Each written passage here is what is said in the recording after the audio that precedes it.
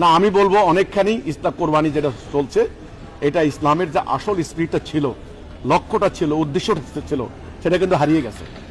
এখন হয়ে গেছে এটা একটা ভোগ বিলাস, একটা ভোগ। ইসলাম কিন্তু ত্যাগ শিখায়, এটা কিন্তু ত্যাগের, এই অনুষ্ঠানটা কিন্তু ত্যাগের, এটা ভোগের না। এখন এটা হয়ে গেছে ভোগের।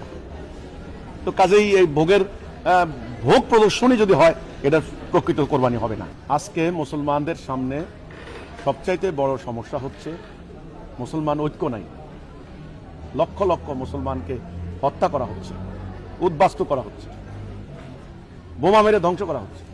গত এক মাস আগে ইরানে যা করলো, আরো গত বছর থেকে গত 2 বছর প্যালেস্টাইনে যা করলো, মিয়ানমারে কি করছে। কাজেই মুসলমানরা নিপীড়িত জাতি, মানে কোটি কোটি মুসলমান আজকে দরিদ্র, অসহায়, অশিক্ষিত, নিরক্ষর, বাস্তুহারা। আমার আজকের বার্তা হচ্ছে, ভাই, আগে মুসলমানদের এখন দায়িত্ব হচ্ছে জান মাল দিয়ে ঐক্যবদ্ধ হয়ে আল্লাহ দিন কায়েম করা। এটা হলো 1 নম্বর কাজ। রাসূল এটা করেছেন। রাসূলের জীবনে হজ করছেন মাত্র একবার। আর আমাদের এখন যারা টাকা আছে বছর বছর হজ করতে যায়, কিন্তু রাসূল যুদ্ধ করছেন 160টা যুদ্ধ করছেন। আমি জানি না এখন আমাদের মুসলমানরা কয়টা যুদ্ধের নিয়ত করে। যুদ্ধ কেমনে করবেন, লক্ষ্যই তো নাই। 71 সালে মুসলমান মারামারি করে, ইস্ট পাকিস্তান ওয়েস্ট পাকিস্তান কার বুদ্ধিতে লাগলাম আল্লাহ জানে, মারামারি করে খুনাখুনি করে এখন পর্যন্ত এই যে টেলিভিশন খোলা যায় না, এই 71 সালের পক্ষে বিপক্ষে মারামারি খুনাখুনি, এটা নিয়ে মূল্যায়ন করেন। আমাদেরকে একটা জাতি আল্লাহ তৈরি করছেন, আমরা আমাদেরকে মানে হত্যা করছি, এটা এখনো চলছে। কাজে এই ঈদের আমার বার্তা হচ্ছে এটাই, আমার একটাই বার্তা যে আসুন কোরবানির প্রকৃত শিক্ষা ধারণ করি।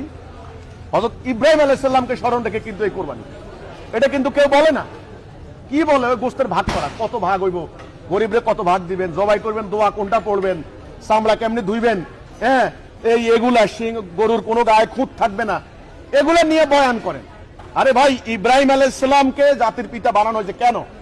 উনি তাওহীদের ঘোষণা দিয়েছেন, তাওহীদের ভিত্তি স্থাপন করেছেন উনি। মিল্লাতে আবিকুম ইব্রাহিম এমনি না, ওনাকে এই জন্য আগুনে নিক্ষেপ করা হয়েছে। সে তাওহীদ কোথায়? তাওহীদ মানে কি? আল্লাহর ওয়াহদানিয়াত, এক আল্লাহর আনুগত্য ছাড়া কারো আনুগত্য করব না। ওনার কলেমা কি ছিল? লা ইলাহা ইল্লাল্লাহ ইব্রাহিম খলিলুল্লাহ। সেই ঘটনার স্মরণেই তো এখন কোরবানি হচ্ছে, ওনার পুত্র ইসমাইলকে কেন্দ্র করে যে ঘটনাটা হয়েছে। কাজে এখন তাওহীদ নাই, আল্লাহর দ্বীন নাই। ইব্রাহিম আলাইহিস সালাম শিরিক কুফরের বিরুদ্ধে জিহাদ ঘোষণা করেছেন, ওনাকে আগুনে নিক্ষেপ করা হয়েছে। আর আজকে আমাদের আলেমরা, সাধারণ মুসলমানরা শিরিকের ব্যাপারে কথা বলে না, কুফরের ব্যাপারে কথা বলে না। কোরআনে আয়াত আছে যে আল্লাহর হুকুম দ্বারা বিচার না করলে সে কাফের, সেখানে পুরো রাষ্ট্রে আল্লাহর আইন চলে না। কি করে ঈমান থাকে? আমার কথা হচ্ছে না। আপনি পশু জবাই করলেন, ও ঠিক আছে, গরু চলে যাবে জান্নাতে, আপনি কই যাবেন?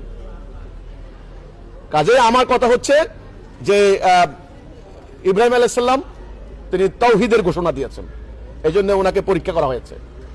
আপনিও আজকে তাওহীদের ঘোষণা দেন, দেখবেন আপনারা কি করে। আমার বাড়িতে 2টা লোককে হত্যা করেছে জবাই করে এরা, আমি তাওহীদের ঘোষণা দিয়েছি। তো কাজে এটাই হলো আমার প্রশ্নের উত্তর, যে আজকে সেই আমাদের মেসেজটা এটাই। আমি সবাইকে কথাটাই বলেছি যে এখন একটাই কাজ, তাড়াতাড়ি এই হতভাগা, দুর্ভাগা, এই অশান্তির আগুনে পুড়ে যাওয়া এই জাতিটাকে যদি শান্তি দিতে হয়, আল্লাহ দিন কায়েম করতে হবে, আসল জান মাল দিতে হবে, এবং এটা সবার জন্য ফরজ। আজকের আমার এটাই ছিল মূল কথা।